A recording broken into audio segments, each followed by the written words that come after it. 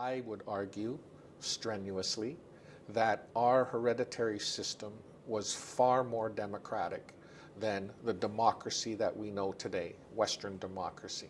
I am a member of the Huu-ay-ut First Nation, which is located on the eastern portion of Barkley Sound on the west coast of Vancouver Island, British Columbia, Canada. One of 7 hereditary chiefs. So I was raised from birth and taught from birth about the roles and responsibilities that I have to our community. And I'm happy to share the things that I was taught. A hereditary chief cannot be angry.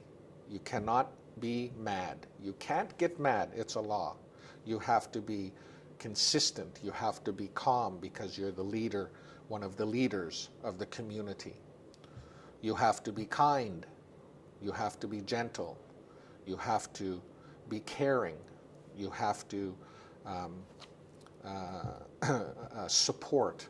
You have to nurture the young ones, because in our system, our hereditary chiefs and our elders, our grandmothers, watched the children as they grew up and identified their strengths, and those strengths were nurtured so that when they became adults, they had a place in our society. We were structured so that every family in our society had a role to play, a responsibility that was given from the Creator to that family, and that family was expected to fulfill that role and responsibilities. And that's what made everyone in the community, every person was important. They were important to the community. In Western democracy, I get to vote once every 4 or 5 years for the person that I want to represent me in the federal government or in the provincial government or in the municipal governments. And the person that I vote for may not get in. The person that I can relate to and may have some of the values and interests that I carry may not get in. I would argue that our system is far more democratic than the Western system because we had heads of families.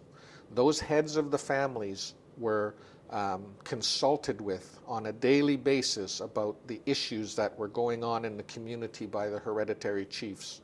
Our head chief, we call our Huu-ay-ut, he would go to each of the families and consult with them about the issues that were going on.